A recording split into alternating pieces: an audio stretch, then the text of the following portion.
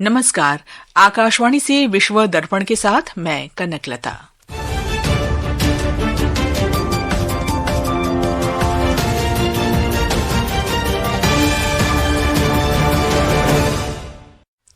विदेश मंत्री doctor S Jaishankar ने आतंकवादी गतिविधियों को कतई बर्दाश्त न करने पर बल दिया।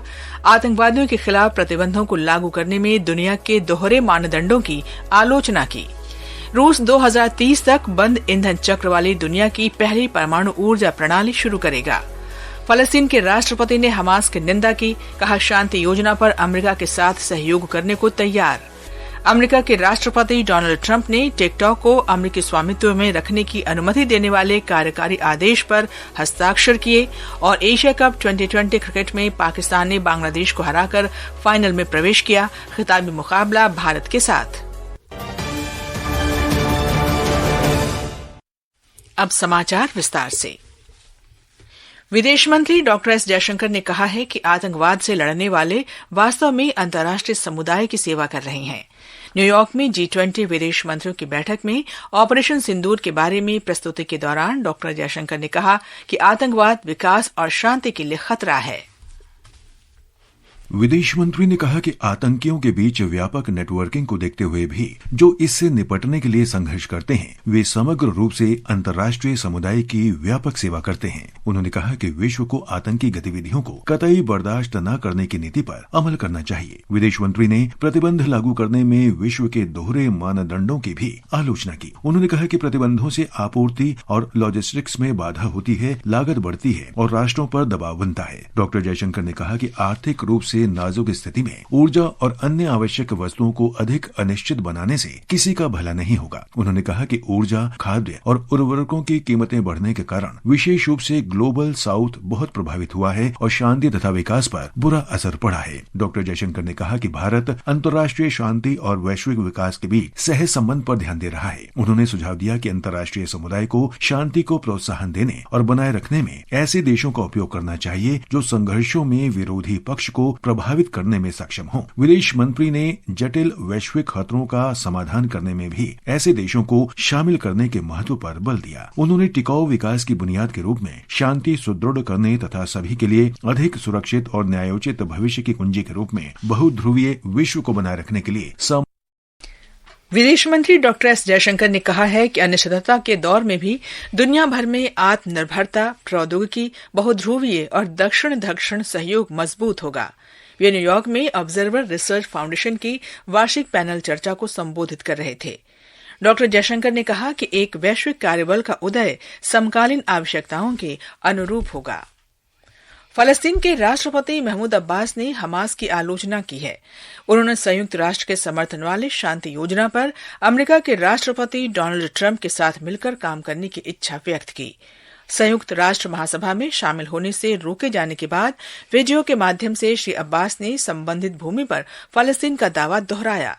उन्होंने कहा कि वे अमेरिका, फ्रांस और सऊदी अरब के साथ सहयोग के लिए तैयार हैं। इस बीच फलस्तीन को अलग राष्ट्र का दर्जा देने वाले देशों की संख्या 150 से अधिक हो गई है।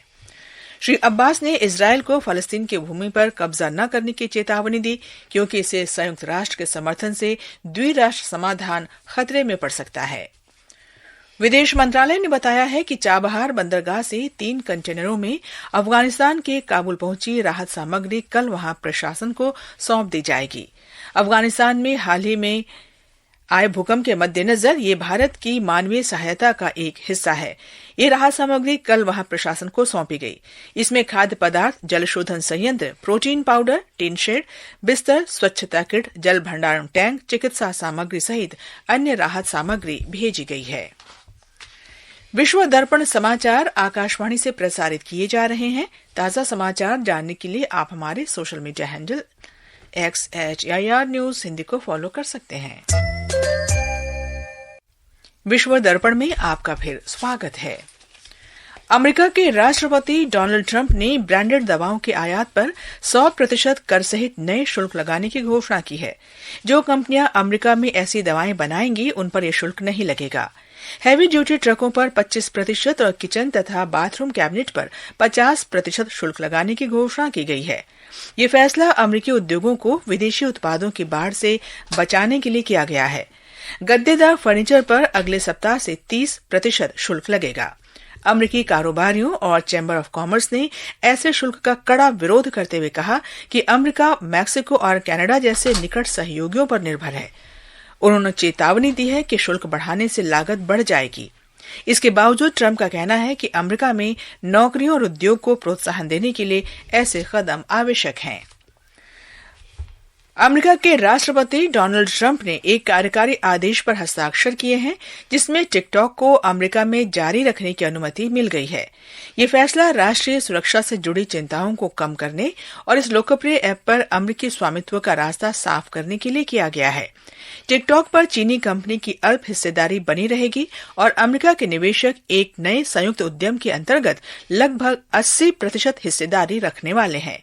इस प्लेटफॉर्म पर 17 करोड़ अमेरिकी उपयोगकर्ता हैं, जिसमें 1.5 करोड़ राष्ट्रपति ट्रंप के अनुयायी भी शामिल हैं।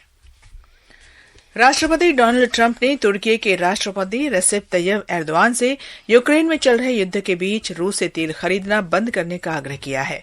श्री एर्दोआन 2019 के बाद पहली बार व्हाइट हाउस आए हैं। श्री ट्रंप ने कहा कि रूस से तुर्की का निरंतर आयात मॉस्को पर वैश्विक दबाव को कम कर रहा है। उन्होंने एर्दोआन से व्लादिमीर पुतिन और वोलोदिमीर ज़ेलेंस्की पर अपने प्रभाव का इस्तेमाल करके शांति की दिशा में प्रयास करने का आह्वान किया। इस बीच ट्रंप ने अमेरिकी स्टेल्थ लड़ाकू विमानों के बारे में लंबे समय से चल रहे विवाद को सुलझाने के संकेत दिए हैं।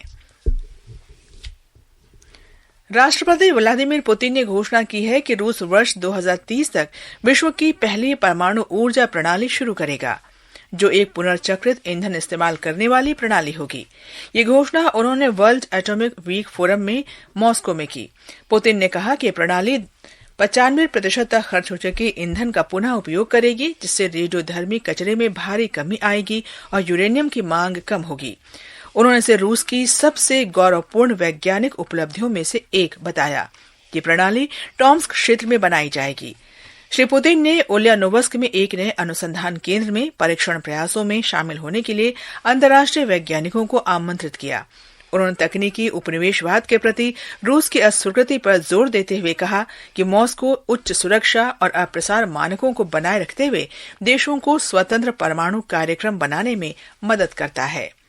और अब खेल जगत की खबरों के साथ हैं Nikhil Kumar. Asia cup 2020 cricket प्रतियोगिता में सुपर 4 के मुकाबले में आज भारत का सामना श्रीलंका से होगा। यह मैच दुबई में भारतीय समय के अनुसार रात 8 बजे से खेला जाएगा। इससे पहले कल दुबई में सुपर 4 के मैच में पाकिस्तान ने बांग्लादेश को 11 रन से हराकर प्रतियोगिता के खिताबी मुकाबले में अपनी जगह बनाई। अब रविवार को फाइनल में उसका सामना भारत से होगा। एशिया कप के 17 संस्करणों में पहली बार फाइनल में दोनों देश आमने सामने होंगे। इस बीच भारतीय महिला क्रिकेट टीम को कल बेंगलुरु में आईसीसी महिला विश्व कप से पहले अभ्यास मैच में इंग्लैंड से 153 रन से हार का सामना करना पड़ा। इंग्लैंड ने 50 ओवर में 9 विकेट पर 340 रन का विशाल स्कोर बनाया। जवाब में भारतीय टीम केवल 34 ओवर में 187 रन पर सिमट गई, जिसमें जेमिमा रॉड्रिक्स ने 68 गेंद पर 66 रन की पारी खेलकर शीर्ष स्कोरर रही। भारत आज अपने दूसरे और अंतिम अभ्यास मैच में न्यूजीलैंड से खेलेगा। भारतीय टीम विश्व कप का अपना पहला मुकाबला मंगलवार को श्रीलंका के साथ गुवाहाटी में खेलेगी। उधर 17 वर्ष से कम आयु वर्ग में भारतीय फुटबॉल टीम ने श्रीलंका के कोलंबो में सैफ अंडर 17 चैंपियनशिप के सेमीफाइनल में नेपाल को 3-0 से हरा दिया है। अब फाइनल में उसका सामना बांग्लादेश से होगा। इससे पहले बांग्लादेश ने एक अन्य मुकाबले में पाकिस्तान को 2-0 से हराया था। भारत के लिए मैच में वांग खेराकपम गुन लेइबा ने 61वें मिनट में पहला गोल किया। इसके बाद 80वें मिनट में स्थानापन्न अजलान शाह और डायमंड सिंह थोकचोम ने गोल करके भारतीय टीम का दबदबा कायम रखा।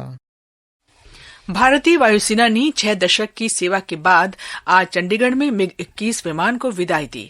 इस अवसर पर आयोजित समारोह 60 वर्ष से भी अधिक समय तक देश की सेवा करने वाले इस विमान के एक युग के अंत का प्रतीक है। अंत में मुख्य समाचार एक बार फिर। विदेश मंत्री डॉक्टर एस जयशंकर ने आतंकवादी गतिविधियों को कतई बर्दाश्त न करने पर बल दिया। आतंकवादियों के खिलाफ प्रतिबंधों को लागू करने में दुनिया के दोहरे मानदंडों की आलोचना की। रूस वर्ष 2030 तक बंद ईंधन चक्र वाली दुनिया की पहली परमाणु ऊर्जा प्रणाली शुरू करेगा।